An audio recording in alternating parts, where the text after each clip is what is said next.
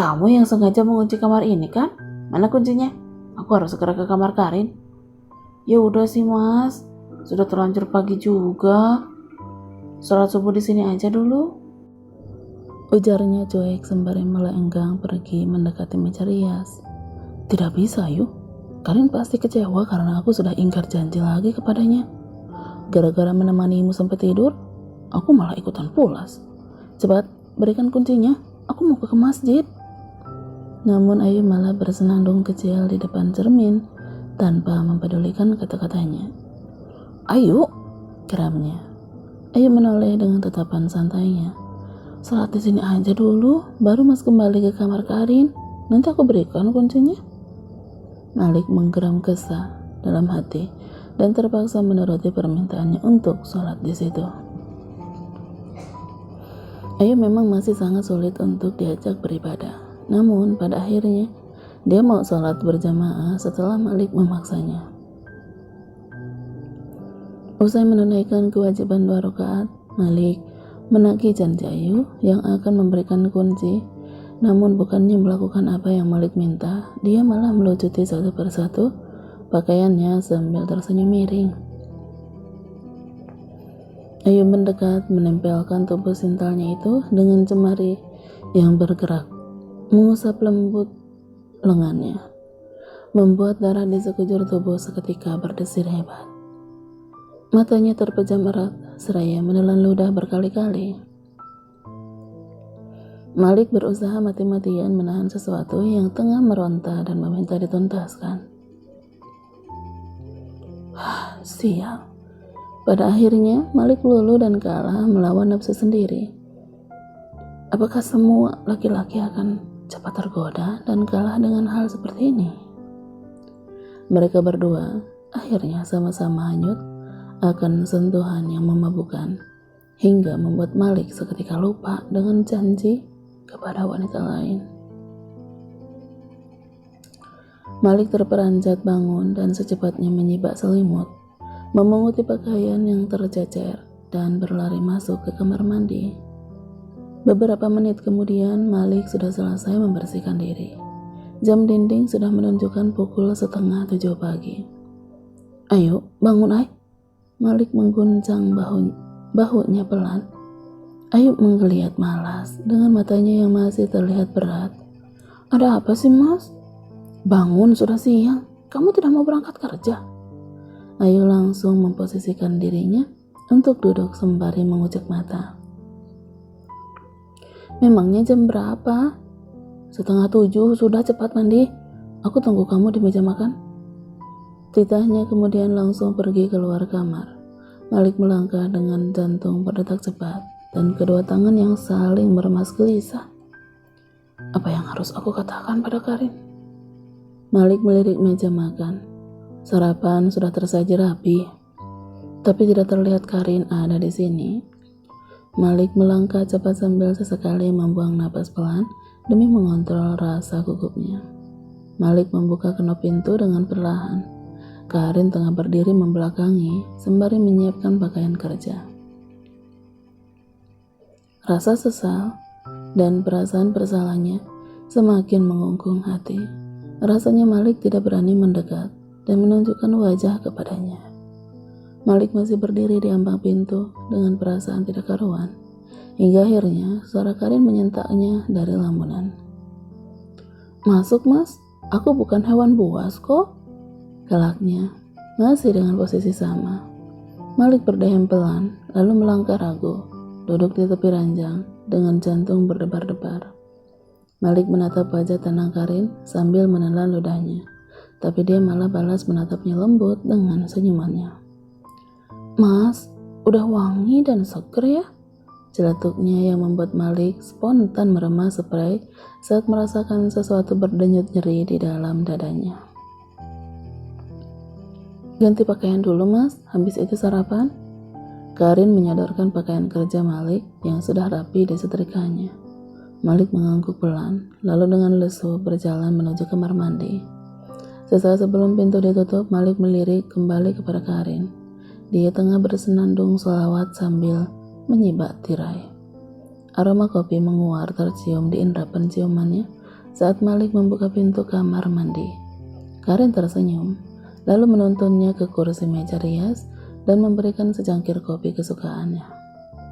"Terima kasih," ucapnya dengan senyum canggung. Karin mengangguk, dia hendak pergi, tapi langsung dicekal pergelangan tangannya. "Bantu aku pasang dasi ya," pintanya beralasan. Karin sempat terdiam sejenak, tapi akhirnya tetap menuruti permintaan itu. Malik menatap lekat wajah tenangnya yang menyunggingkan seolah senyum tipis. Karin tidak mengeluarkan sepatah kata pun, bahkan dia seperti menghindari kotak mata dengannya. "Maaf," ucapnya pada akhirnya. Gerakan tangan Karin terhenti sesaat. "Maaf untuk apa?" "Jelas ingkar janji lagi padamu. Aku sudah bilang tidak akan lama, tapi..." Malik tidak mampu melanjutkan ucapannya. "Apa Ayu benar-benar sakit?" Tatapan mata mereka bertemu sesaat, sebelum akhirnya dia kembali fokus menatap dasi. "Iya."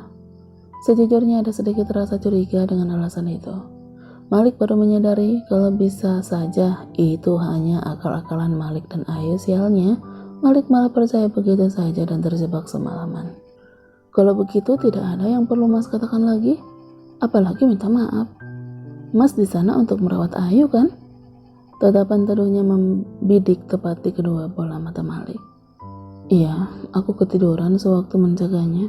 Maaf," ucapnya lagi sembari meraih dagunya lembut. "Tidak apa-apa, yang penting obat dari Mas itu manjur untuk Ayu bukan?" "Tidak, bukan hanya untuk Ayu, tapi manjur juga untuk Mas sendiri. Mas terlihat lebih segar setelah bersamanya semalaman." Hati Malik seperti tercubit atas perkataan Karin tersebut. Entah dia bermaksud sengaja menyindir atau mengatakannya tanpa maksud apa-apa. "Apa kamu marah?" Karin menggeleng. "Ayo kita sarapan." Karin berjalan mendahului Malik, namun belum jauh dia pergi, langkahnya terhenti saat Malik memeluknya erat dari belakang. "Menangislah Karin, marah dan caci makilah aku," lirihnya dengan mata terpejam, seraya menumpukkan dagu di puncuk kepalanya. "Kenapa aku harus melakukan itu?" "Karena aku sudah bersalah padamu. Aku justru merasa tertekan kalau kamu terus bersikap tenang seperti ini. Aku ingin kamu marah dan memakiku supaya hati ini bisa sedikit lega. Keluarkan semua rasa sakit dan kecewamu, Karin. Jangan memendamnya sendiri, atau kamu akan sakit."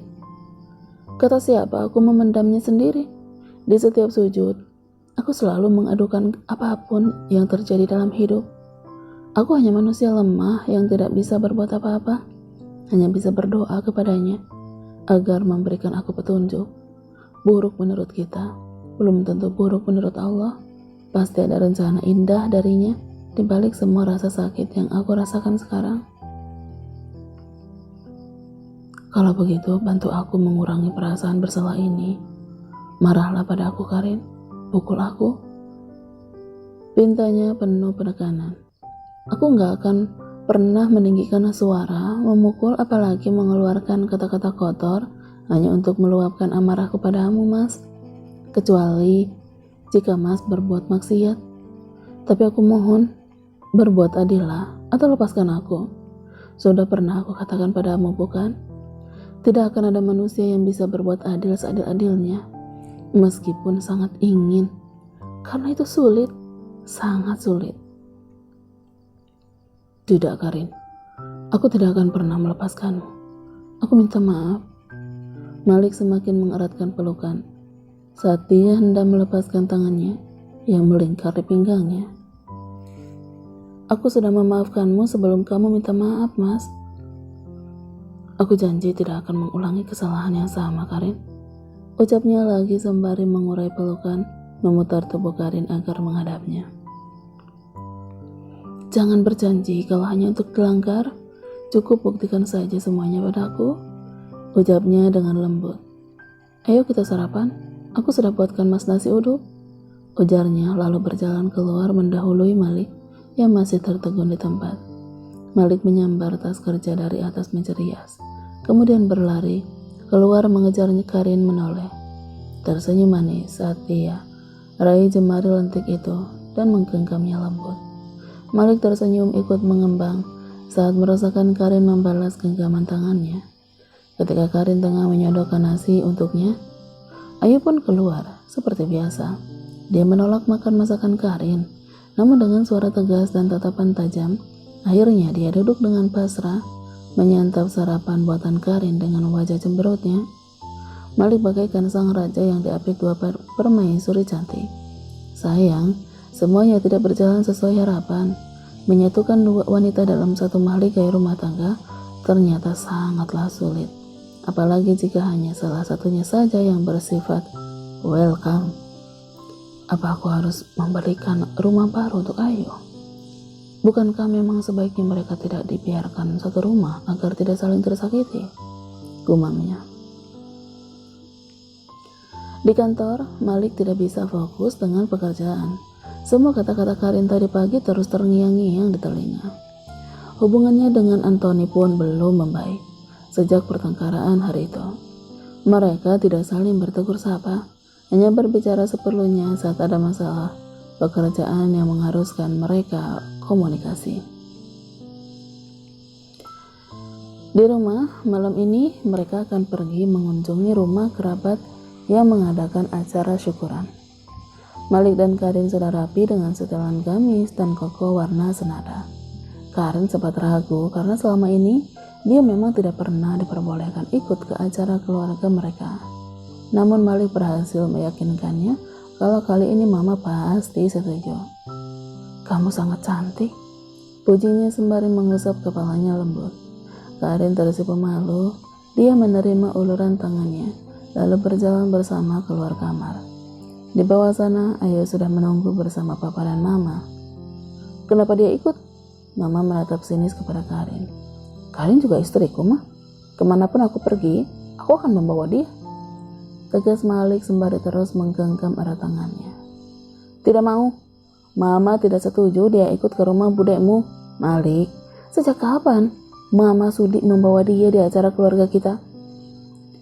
Baik, kalau Mama keberatan, silahkan Mama berangkat bersama Ayu dan Papa. Biar aku di sini saja menemani Karin. Tolak Malik dengan tatapan tajam.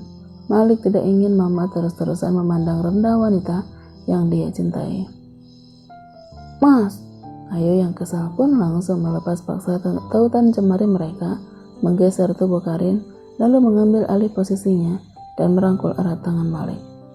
Kamu apa-apaan sih? Kata Malik sembari menatapnya kesal. Pokoknya aku tidak mau pergi kalau Mas tidak ikut, ucapnya dengan memanyunkan bibir.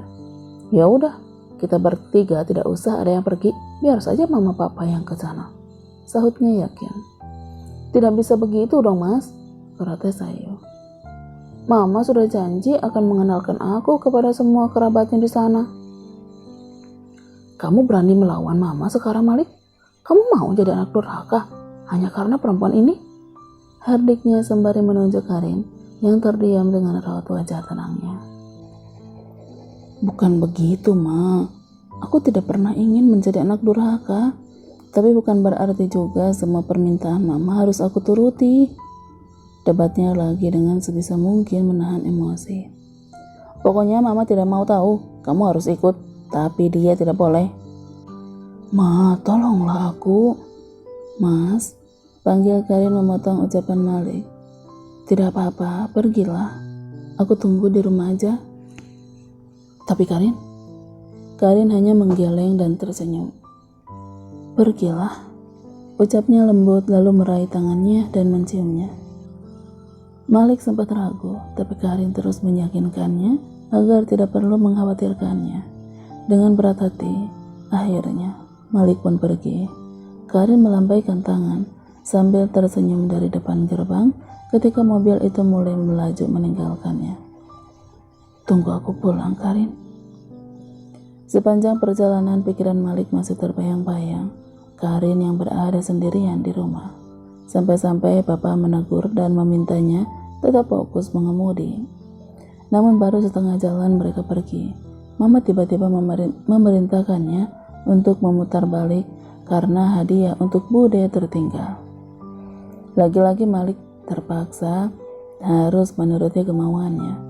Ketika sudah sampai di depan rumah, Mama menolak turun dan memintanya yang mengambil hadiah itu, namun dahinya berkerut saat mendapati ternyata pintu rumah tidak terkunci. Apa Karin lupa? Malik masuk lalu menyalakan saklar lampu ruang tamu. Sepi, mungkin saja Karin sudah tidur. Lekas dia mengambil kado yang dimaksud mama dari kamarnya, lalu segera keluar. Tadinya mau langsung pergi tanpa menemui Karin karena takut membuatnya semakin sedih. Akan tetapi Malik penasaran dan ingin memastikan dulu kalau dia baik-baik saja di sana. Malik berlari kecil menuju kamar Karin dengan menyunggingkan senyuman tipis. Namun senyuman itu langsung lenyap saat samar-samar terdengar erangan kecil dari dalam sana. Dengan cepat dia mendorong pintu yang memang sedikit terbuka. Matanya seketika membelalak kaget saat melihat pemandangan di depan mata. Di depan sana seseorang tengah memeluk Karin erat hingga punggung prianya saja yang terlihat. Dengan dada bergemuruh hebat dan jantung yang berdetak cepat, Malik berlari lalu menarik ke arah kemeja pria itu dari belakang dan menghantam wajahnya sekuat tenaga hingga akhirnya pria itu terhuyung beberapa langkah. Malik menoleh tajam kepada Karin. Dia menitikkan air mata dengan pakaiannya yang sudah terbuka di bagian area seleting depan. Bahkan hijab sudah tidak lagi melekat menutupi kepalanya. Kurang ajar. Siapa kamu berani menyentuh istriku? Malik kembali maju dan berhasil menendangnya penuh emosi hingga pria tersebut tersungkur ke lantai. Setelahnya Malik naik ke atas tubuh pria itu lalu memukuli wajahnya bertubi-tubi. Sayang, pria itu melakukan perlawanan. Dia mendorong tubuh Malik dan balik menendang hingga Malik terjengkang. Aku kekasihnya. Apa dia tidak pernah memberitahumu? Pria muda itu menyungkingkan senyum miring sembari menyeka darah dari hidungnya. Malik menoleh kepada Karin yang langsung menggeleng cepat dengan kedua tangannya gemetar di depan dada. Jangan sembarangan bicara kamu. Kamu pikir aku akan percaya omong kosong itu? Hah? Malik hampir berhasil memukul wajahnya lagi. Tapi dia mengelak. Pertarungan sengit kembali terjadi. Mereka saling memukul dan menendang tanpa memperdulikan Karin yang berteriak ketakutan dan meminta mereka untuk berhenti. Cukup Malik,